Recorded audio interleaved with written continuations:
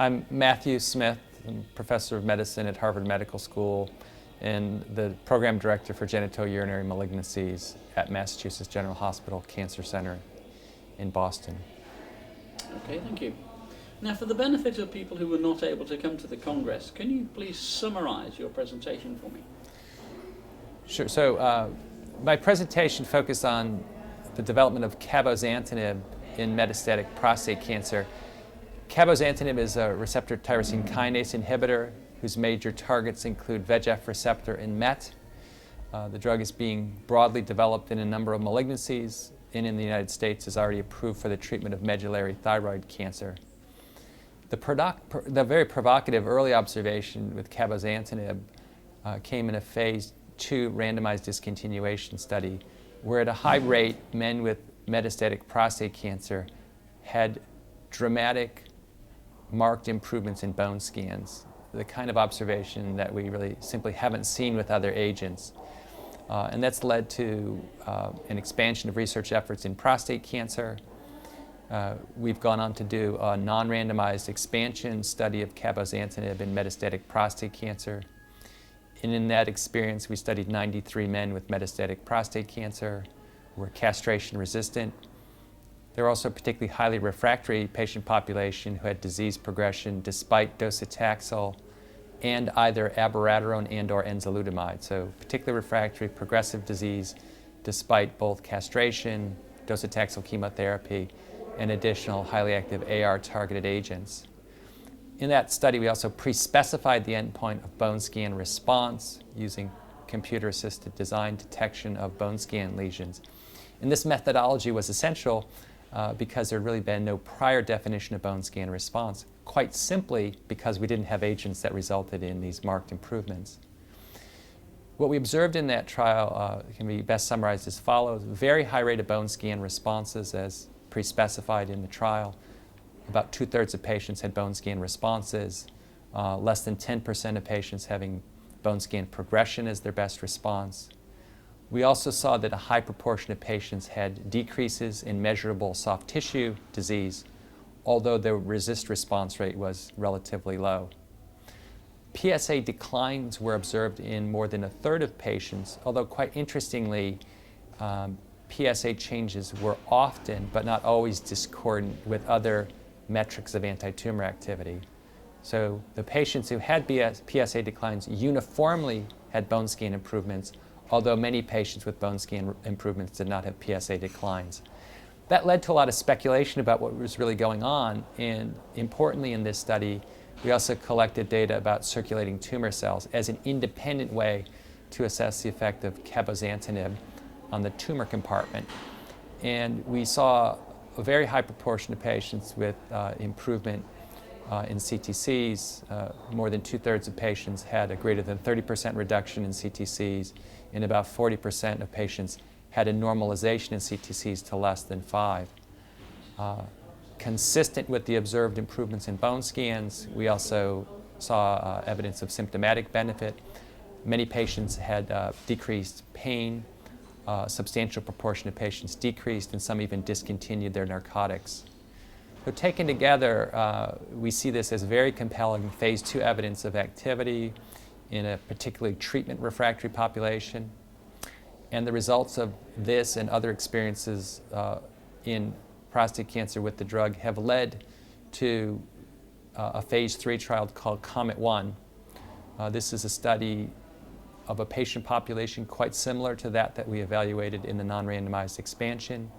So these are men with metastatic castration-resistant prostate cancer and disease progression following docetaxel and either abiraterone or enzalutamide. Subjects are randomized 2-to-1 to cabozantinib versus prednisone with the primary endpoint of overall survival.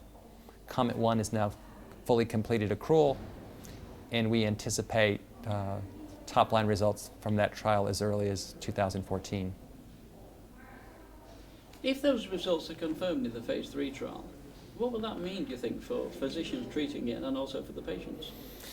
It's an interesting question because one might look from a distance at the prostate cancer field and say, 6 drugs now approved in the United States based on overall survival. It must be good enough. This must be enough therapy. I don't see it that way, and I think the story that's really emerging is that of remaining major unmet medical needs. So let me give you a specific example. So a lot of excitement with the approval of abiraterone and enzalutamide, and the initial thought by many, I think, was that the benefits of these drugs would be additive, but the early experience really suggests that there's tremendous cross-resistance and that those two drugs, both that act through AR targeting pathways, will not be additive, not even close. And this speaks to the unmet medical need for patients who become refractory not only to castration but highly active AR targeted therapy and chemotherapy. And this is exactly the disease state where we're evaluating cabozantinib in the COMET-1 trial. So I anticipate that if successful, COMET-1 will lead to use of cabozantinib in this area of particular unmet medical need. And given the phase 2 results where we already see a high level of activity, it would provide a strong argument that cabozantinib does not share mechanisms of resistance with the other existing therapies. How can you imagine these drugs being sequenced then, assuming you get the result you want? So it's a tremendously important question.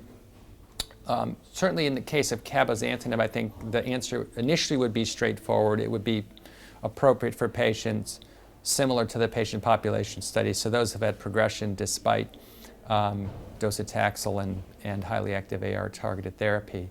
But the bigger question I think that you're posing is how best to use these many drugs.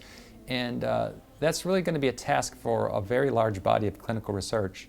And I don't think that all of this can or will be evidence-based simply because of the scope of trials necessary to look at the potential optimal sequence of multiple agents is daunting. So do you think what will happen then is different physicians in different parts of the country or the world will essentially use them in different ways? So much like it is now, I think there will be geographic differences in use of these drugs. There will be different interpretations of the same data. There'll be different considerations about value added to patient care for various agents. But I think some of the decisions will also be very practical. So in the United States, for example, most patients are receiving abiraterone prior to docetaxel. And that is not based on level 1 evidence that sequence is preferable to the converse of abiraterone after docetaxel. It's simply based on patient and physician preference. Abiraterone is better tolerated than docetaxel chemotherapy. So in the absence of evidence that the docetaxel should be given prior to abiraterone, I think most patients in the US will be treated with abiraterone.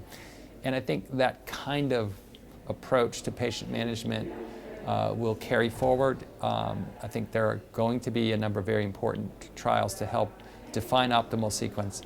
But simply put, I don't think we can define all of those sequences based on randomized controlled trials. Okay. Now, changing the subject, tell me about ERN-509. So ERN-509 is a highly active second-generation anti-androgen. It, like enzalutamide, came out of the Sawyer's lab, and in phase 1, phase 2 development has shown a very high level of activity in castration-resistant prostate cancer. In phase 1, high proportion of patients had dramatic PSA responses. Target inhibition was confirmed by DHT PET scans, and the drug was very well tolerated. This led to selection of a dose of 240 milligrams a day for phase 2, and the experience in phase 2 has been very positive with very high PSA response rates and favorable response durations in patients with both non-metastatic and metastatic CRPC, and evidence of meaningful, what we believe is meaningful activity even in patients who've had disease progression after abiraterone. Now, one of the challenges in looking at development of another highly active AR-targeted therapy is addressing unmet medical need and reasonable development paths. And very excited to report that the first phase 3 trial of ERN-509 will be in men with high-risk non-metastatic CRPC with the primary endpoint of metastasis-free survival. So I think it's taking a highly active, well-tolerated drug and moving it into an area of unmet medical need. So there's this large population of patients with disease progression biochemically despite castration who haven't yet developed metastatic disease. We'd like to treat them. We'd like to treat them with an effective drug that delays metastasis. And this phase 3 trial termed Spartan stands to demonstrate in a compelling way the efficacy and safety of ARN-509 in that setting. And when will we know the results of that? Well, the study just opened. It will take some time to accrue, and although a high-risk population, that time to endpoint will be measured in many, many months. So this is some years in the future. So Okay.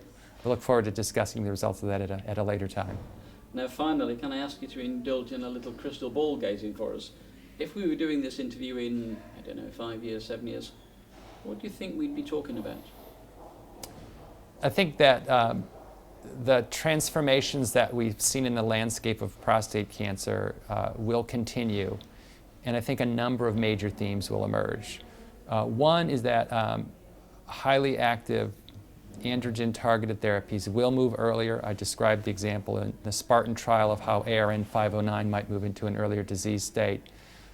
There's certainly trials of other agents planned in earlier disease, and it's quite possible that, and some of those are ongoing, it's quite possible that some of these highly active drugs will move up front, including patients who are being treated with curative intent. So I think that's going to be a major theme. Particularly patients with high-risk, potentially fatal disease are going to be treated intensely at the time of diagnosis with the goal of achieving better long-term outcomes. I think we'll be smarter about identifying patients who don't require treatment, for example, those with low or intermediate risk prostate cancer.